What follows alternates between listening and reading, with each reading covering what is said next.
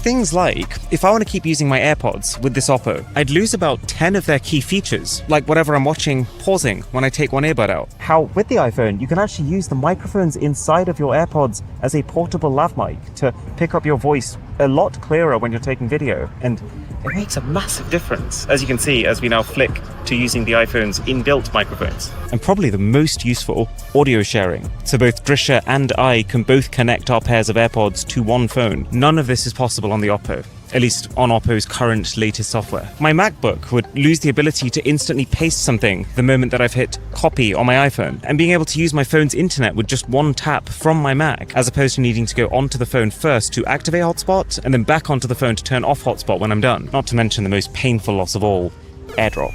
And then my Apple Watch, that would be literally dead on arrival. This will not even pair to an Android phone, which is really upsetting given that this played such a core role in my recent fitness transformation. The Oppo regularly takes an extra second or two to figure out what app you're looking for in the universal search bar. So while I'm used to bashing in 3 letters and then instantly hitting the app icon I want, here, unless you wait, you actually end up going into the wrong apps. The apps themselves on Android do not feel as polished. Like, why with Uber does it feel like the categories are actually measured to fit within my display on the iPhone, but on Android I have to scroll? Why is the Boots logo every time I open the app high resolution on iPhone, but low resolution on Android? Why does NYT Games on iPhone get this custom fancy dock at the bottom, while Android gets this animationless, personalityless alternative? Why does the British Airways app on iPhone remember who I am, but on Android it makes me log in again every single time I open it? Why on Google's own YouTube Studio is the app better formatted to read your titles on iPhone, even though Oppo is set to minimum text font?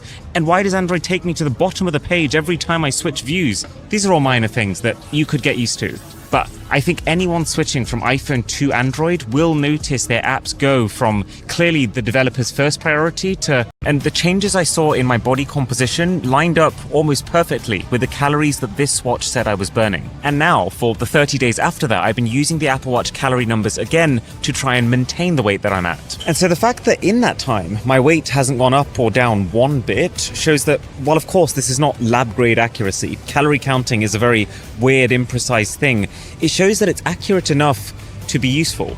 But if that's the case, then this is not. Because every single day I've been wearing these two watches side by side, the Galaxy tells me that I've burned quite a lot more calories than the Apple says. And all of this is compounded by the extra issues I'm facing by straddling multiple ecosystems. I've already forfeited a lot of the Galaxy Watch's standout features by not using it with a Samsung phone, and it's not syncing very reliably at all with the Oppo. I got very used to how with the Apple Watch, as soon as your stats update on this, almost instantly they update on Apple Health, and then pretty much instantly they update on all your third-party apps connected to Apple Health. Not the case with my Samsung Oppo combo. Sometimes the Samsung Health data will update in real time. Like here it's telling me I've burned 49 calories, but then that number doesn't translate to the app, which still thinks I've burned 11, until I manually pull down to refresh it, then it syncs up. Sometimes my widget will tell me I burned one number, but then I click into it and the app behind it says another. I feel like I've had every combination of this type of syncing issue. Why am I even using this iPhone? Why am I not using a phone that's tailored to what I love and just permanently aura farming with every clip I take? Plus, I actually capture content for a living, so wouldn't switching to something with crazy good cameras, and by the way, a battery that's nearly 50% larger too, actually just be a work perk as well as a life one? Ah! And what's intensified this feeling is the sheer gap in intelligence that I've noticed between the two phones. For example, I'm someone who strongly prefers to talk things out instead of typing. I like getting my thoughts out quickly, it just feels efficient. Plus, I get a lot of finger pain when I spend too much time on a keyboard. So on my iPhone, I'm constantly setting reminders using my voice, using dictation to give big chunks of feedback to my editors, or even when on a walk, where I always seem to have my best ideas, brain dumping into my Notes app as new things occur to me. Problem is, Apple kinda sucks for this. And it's only when you live with both Siri and Gemini at the same time that it dawns on you how much better an Android phone right now understands what you're saying to it. Gemini's not perfect, but it does get the words right, and you have way more control over the grammar too. So you end up with sentences that you could actually send to someone without looking like you learned English yesterday. Plus, Google specifically just announced that they are doubling down on their speech-to-text quality later this year with the new Rambler feature. So I dove in. I went through every single app I use on my iPhone and downloaded them one by one again. I painfully peeled away like 16 years worth of photos from iCloud and started paying for Google Photos. Called my banks to re-authenticate my cards for Google Pay. Re-logged into every single account and created new ones for those that I'd initially foolishly signed up for with Apple. Damn you guys for making it so easy to do that. This process was a reminder of just how locked into the Apple ecosystem you can become without really realizing it's happening. And that's without even talking about the whole shared iCloud library and iMessage stuff. Thankfully in the UK, most people just use WhatsApp. It's things like, if I want to keep using my AirPods with this Oppo, I'd lose about 10 of their key features, like whatever I'm watching pausing when I take one earbud out. How with the iPhone, you can actually use the microphones inside of your AirPods as a portable lav mic to pick up your voice a lot clearer when you're taking video, and it makes a massive difference, as you can see, as we now flick to using the iPhone's inbuilt microphones. And probably the most useful, audio sharing. So both Drisha and I can both connect our pairs of AirPods to one phone. None of this is possible on the Oppo.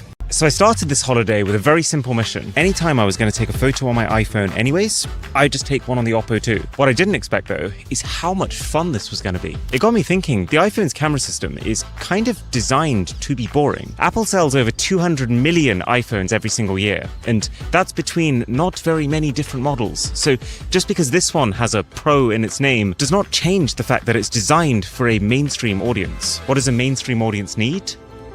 Balance. Every aspect of the iPhone, including its cameras, is meticulously crafted around a never too much, never too little Goldilocks philosophy, because that's the only way to make a one-size-fits-most device. Something for which it doesn't matter who you are, it doesn't matter which lens you're using, doesn't matter what lighting condition, front camera, back camera, you just know that it's going to be dependable.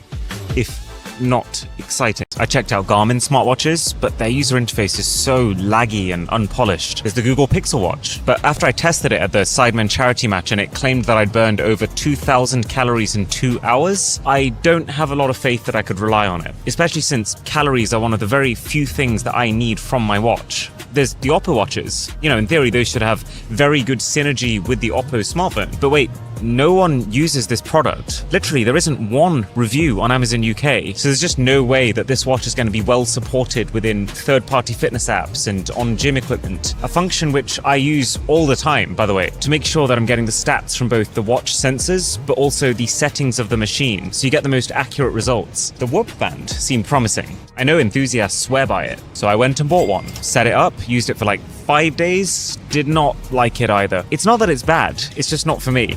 And that's especially true when it comes to charging the stuff. I've got used to this super slimline thing being the only charger that I need to take with me when I'm going away. Now, my phone doesn't have a magnet. I mean, yes, you could add one with a phone case, but frankly, this magnet is so terrible that I kind of wish I hadn't tried. So I've just ended up plugging the thing in each night. The Samsung Watch has its own bespoke charging puck. And the Sony earbuds, you can charge them wirelessly, but they don't have a magnet like the AirPods do. And at the point where I'm charging both of my other products with wires anyway, I actually might as well just plug that in too. So basically, this jump to Android would mean that even my travel charging setup would deteriorate to this. Ultimately, too many compromises. I've been getting bored, right? I've been getting bored of iPhones every single year, looking and feeling so similar. So when finally an Android phone came out that felt so far beyond my iPhone's capabilities, it triggered a tipping point. But while I was of course ready for some compromises to make this switch, I was not ready for just how impactful they'd end up feeling, for the way that I use my devices. And so what I noticed was, as soon as I started using this tool that instead of being reliably good, was capable of exceptional, it all of a sudden made me care about what I was shooting again. Like this shot here, taken on the Oppo phone.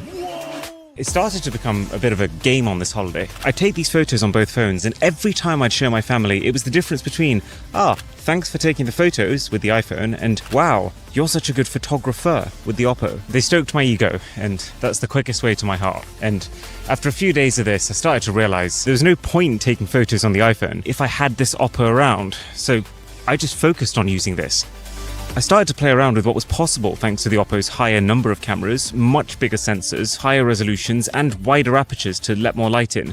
I was taking stunning footage like this, which, let's be honest, was just never going to happen before. Not to mention this 10 times optical zoom camera that can go a lot further than that and feels borderline violating. You're taking shots that look like this, only to completely forget that this is how far away you shot them from. And the 6 times zoom preset that produces my absolute favorite close-up macro shots of any phone ever. There's still no good alternative to AirDrop. It's pretty clear that Google's working on it, and very impressive that they've already got to a stage where they've reverse engineered AirDrop to make new Android phones compatible with it. So I can now pull up a file on this Oppo and send it to my Mac via QuickShare, and my Mac will receive that file as if it were from an iPhone using AirDrop. It is seamless, but it's much slower on Android than when you're doing apples to apples. There's another popular option called local send, but it's buggier and just fails for no apparent reason a third of the time. I feel like I've gone through every single recommended option. They're either slow, unreliable, or filled with ads. So I'm back to QuickShare. It's the best option, but you can also see how